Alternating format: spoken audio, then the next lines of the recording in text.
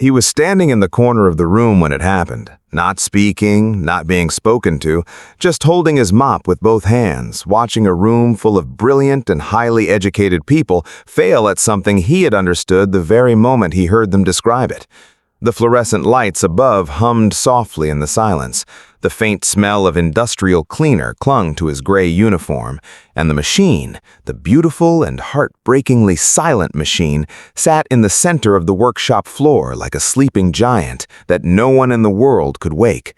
No one, that is, except the man that everyone in that building had walked past every single day without ever truly seeing him.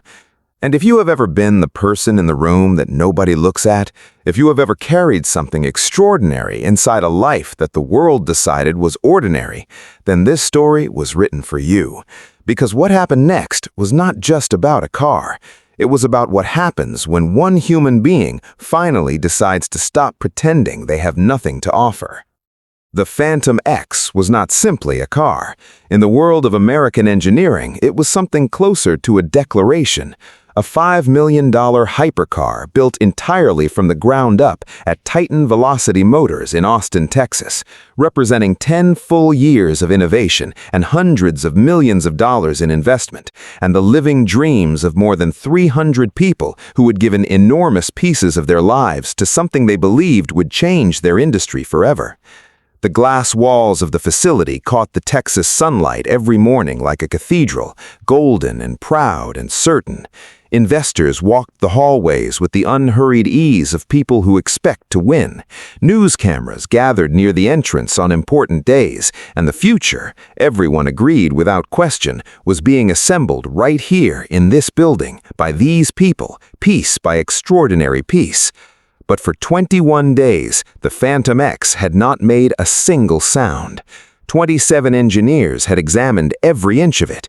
3 separate software teams had gone through its code line by careful line and found nothing conclusive. Outside consultants had flown in from across the country and studied the vehicle with expensive instruments and argued with each other in long conference rooms and eventually flown home with no answers and a great deal of quiet embarrassment. Diagnostic reports were stacked so high they covered entire tables and entire conversations, and every morning CEO Ethan Caldwell walked into that workshop and stood before the silent car and felt something inside him bend a little further toward braking. He had built Titan Velocity from nothing, from a rented garage and a stubborn dream that most people around him had politely suggested he abandon, into one of the most closely watched automotive companies in the entire country. He had survived market crashes and investor betrayals and every cruelty the industry reserved for those who dared to think differently. But this silence, this motionless machine, this failure with no identifiable cause, was reaching places in him that no other hardship had ever reached. He barely slept, he barely ate, and every time an engineer shook his head and said the words, "We still do not know," Ethan felt the company he had given 15 years of his life to slip a little further from his hands. Michael Carter arrived at Titan Velocity Motors every evening at 6 o'clock without exception. He wore his uniform without complaint and moved through the facility's corridors the way water moves through a pipe, quietly and steadily and without drawing the slightest attention to itself. Most employees did not know his name. To the ones who registered his presence at all, he was simply the janitor, the man who emptied the trash cans beside their desks, the man who mopped the floors they crossed without looking down, the man whose existence made the building clean so that important work could happen inside it, and who was otherwise, for all practical purposes, simply not there. But Michael Carter had not always been invisible. There was a time, not so many years ago, when he had walked into rooms and people had turned toward him with genuine interest. He had been a systems engineer, a gifted one, the kind that other engineers remembered long after working with him. Specializing in advanced vehicle diagnostics and prototype testing, he had a mind built for patterns and for the deep architecture of complex systems, for hearing the one wrong note inside a full and busy orchestra.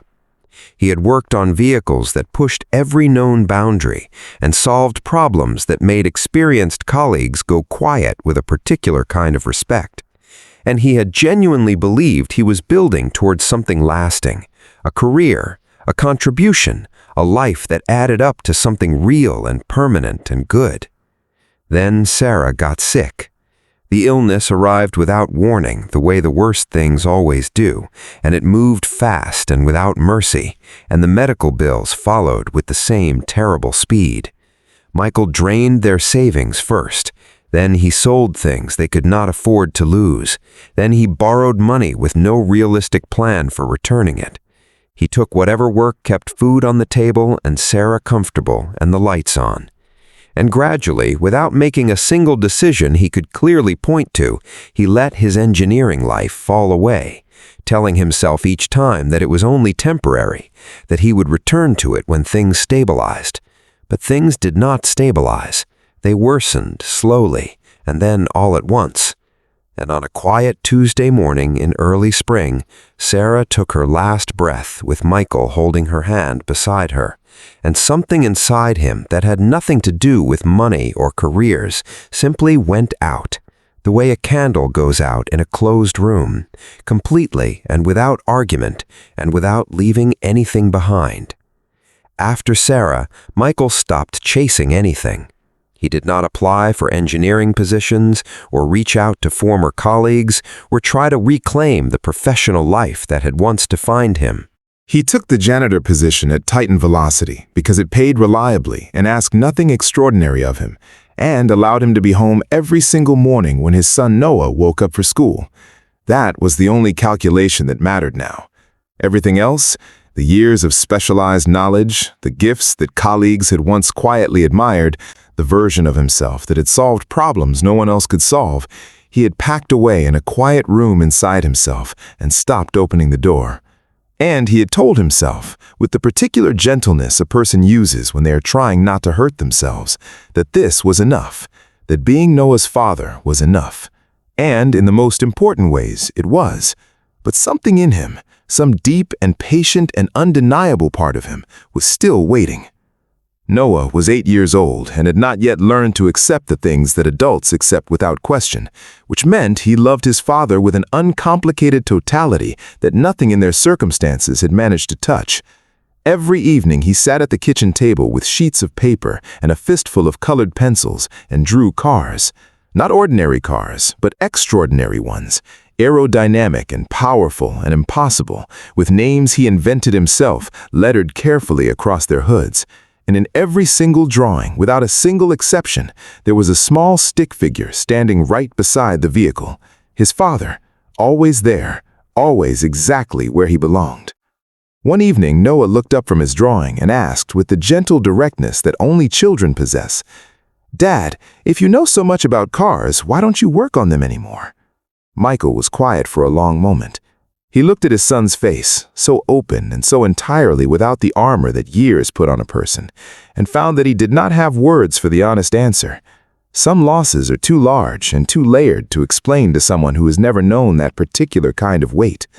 Finally, he said quietly, "Sometimes life changes the plans we make." Noah thought about this with genuine seriousness, the way he thought about everything that felt important. Then he smiled. The smile that always reminded Michael of Sarah, and said, "Maybe life just isn't finished with your story yet."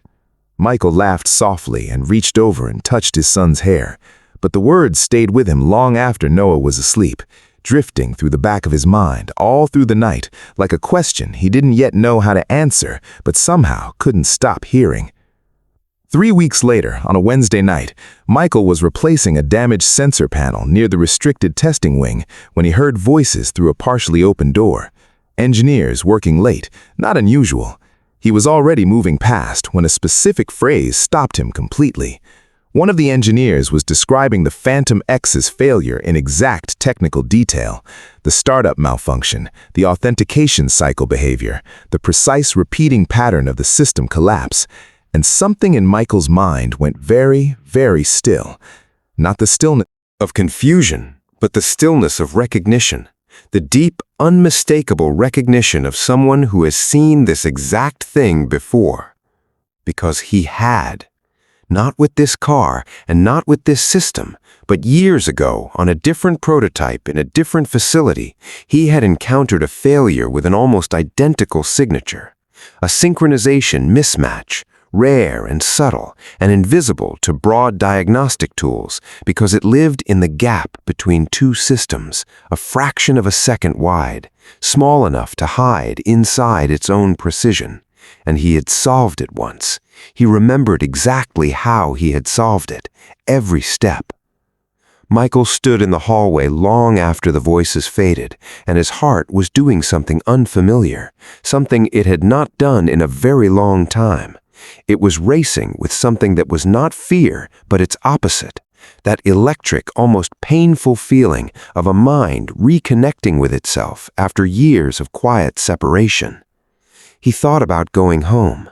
He thought about the 27 engineers and their degrees and their titles and all the very legitimate reasons a man holding a mop had absolutely no business speaking in that room. And then, quieter than all of those thoughts, but somehow stronger than any of them, he heard his son's voice. Maybe life just isn't finished with your story yet. The next morning, Michael arrived before his shift began and stood outside the workshop door long enough to talk himself out of it twice and back into it once. Then he pushed the door open and walked in. The room was full, engineers at their stations, managers reviewing reports, the particular heavy silence of people who have been failing at the same thing for 3 weeks and are beginning to lose faith that they will ever succeed. Heads turned toward him. Expressions ranged from puzzlement to mild irritation. This was not where the janitor went. Michael swallowed once and said clearly and without apology that he thought he might know what was wrong with the Phantom X. The silence that followed was not kind. There were exchanged glances across the room. There was a short, dismissive sound from somewhere near the back. A senior engineer crossed his arms and looked at Michael the way experienced people sometimes look at things they have already decided are beneath their serious consideration. And the apology was already forming in Michael's chest, that reflexive retreat that years of invisibility teach a person, the shrinking, the sorry, the stepping back. But before it could reach his mouth, Ethan Caldwell spoke from across the room. Ethan was exhausted, in the way that goes past tiredness into something structural, something that quietly changes how a person sees the world around him. He had run out of answers and very nearly out of hope. And in that particular state of desperate openness that only real sustained exhaustion can produce in a person, he simply said, "Go ahead." 2 words, quiet and without any fanfare, but they were the 2 words that changed everything that came after them. Michael approached the Phantom X with focus and without any performance. He watched the engineers run the startup sequence. He observed the authentication cycle complete. He studied the timing, not the broad pattern of it, but the fine grain, the microsecond intervals, the fractional hesitation that appeared at one specific point where 2 systems were supposed to meet each other in perfect unison and were missing each other by an interval so small it had never triggered a single diagnostic alert. And there it was, precise and hidden and patient, exactly where he had known it would be. He explained what he was seeing in the language of someone who had lived inside these systems for years and not merely studied them, the language of someone who understood machines not just as logic, but as something almost alive, something that communicated in ways you had to earn the right to hear. He asked for one adjustment, a single timing parameter changed by a fraction. The room waited without speaking. Nobody allowed themselves to hope too openly, because hope at that point had let everyone in that room down too many times. Michael stepped back from the vehicle. 1 second passed, then 2, then 3. The indicator lights on the Phantom X flickered once, then the screens came alive in sequence, one after another, steady and certain and real. And then the engine spoke, deep and tremendous and resonant, a sound that moved through the concrete floor and up through the legs and the chests of every person standing in that room. and the Phantom X came to life, completely and magnificently and undeniably alive for the first time in 21 days. For a long suspended moment, nobody moved and nobody spoke and nobody breathed. Then someone began to clap, and then the entire room did. And Ethan Caldwell stood with his hand pressed over his mouth and his eyes full of something that had no simple name but was unmistakable to every single person who saw it. They wanted to know who he was, and of course they did, and Michael told them, not with pride and not with bitterness, but with the quiet honesty of a man who has made an uneasy peace with his own story. He told them about his engineering career. He told them about Sarah. He told them about the bills and the long, slow dissolution of the life they had planned together, and the morning she was gone, and the silence that had followed him through every room of every day ever since. And he told them about Noah, about the drawings, about the small stick figure that appeared beside every single car without a single exception, about a little boy who had never once been ashamed of his father and had never once stopped believing with his whole heart that his father was someone remarkable. The room grew very still. Several people stopped looking up.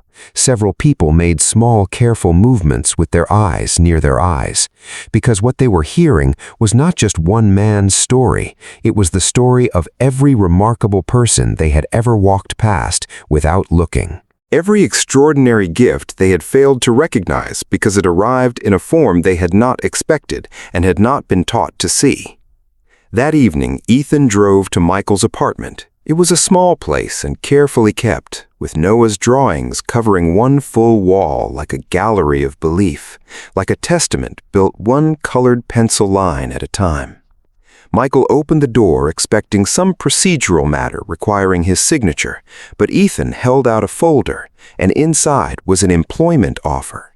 Senior engineering consultant, full benefits, a salary that would not simply ease their lives, but transform them entirely, give him and Noah a future with room in it and possibility in it, and the kind of quiet breathing space that changes what a person believes is actually available to them.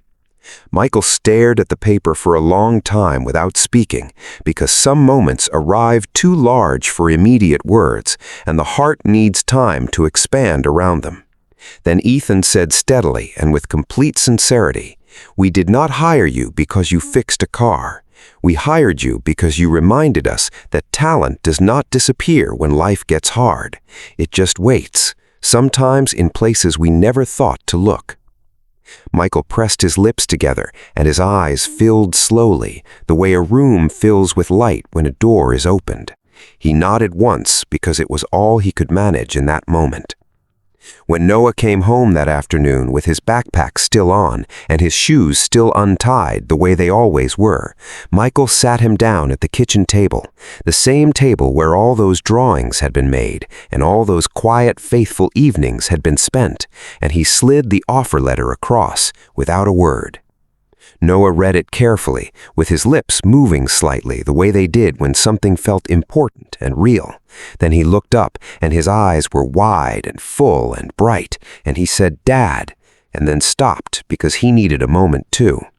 Michael smiled and said softly, "What?" And Noah crossed the space between them in one motion and threw both arms around his father's neck with a force that rocked them both sideways, and said against his shoulder, I told you life wasn't finished with your story yet."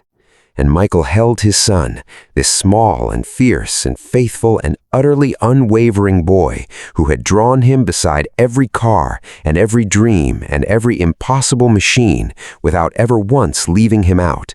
And he cried, not from grief and not from loss, but from the feeling of being finally and fully and completely seen after so many years of moving through the world as though he were not quite there. He cried because tomorrow was open, because the door he had closed was open again, because the story was not over, and because the best chapters he now understood sometimes begin in the places we least expected them, carried to us quietly and without announcement by the people who loved us long before the world remembered to. Never judge a person by the uniform they wear, or the floor they work on, or the title that sits beside their name on a building directory. Many of the most gifted people alive today are carrying extraordinary things inside quiet lives that the world has long since stopped paying attention to. Talent does not expire, knowledge does not dissolve, and the love of a child who draws his father beside every dream he has ever imagined is not a small thing. It is not a small thing at all. It is everything, because it sees the person and not the position. It sees what is real and not what is convenient, and it never, not even once, stops believing. If this story reached something inside you today, please subscribe to the Kind Soul Stories and ring the notification bell so you never miss a single one. Every week we bring you stories of quiet courage and love that endures through loss, and people the world walked past who turned out to be exactly what the world needed most. Leave a comment below and share this with someone who needs to be reminded today that their story is not finished.